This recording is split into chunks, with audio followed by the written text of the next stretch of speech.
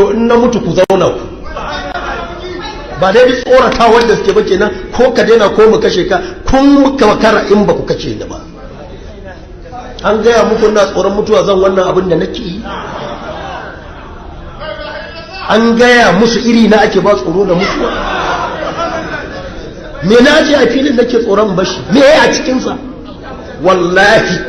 ba zan koyar da waɗannan hadisai a yadda aka rubuce su sai dai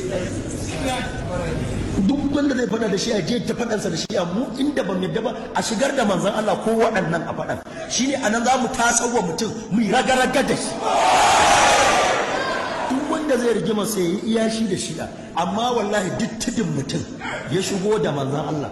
ko sayyidi Ali ko na Fadima ko Hassan da Hussein wallahi sai mun bi ta kansa wannan shine abin da muke abinda ne ba ni ban gane mene ba a Kano ake ta mun wannan masifa idan Ganduje ya turo a harbe ni ya sani ba ni harbe ba Annabi Muhammadu ya harbi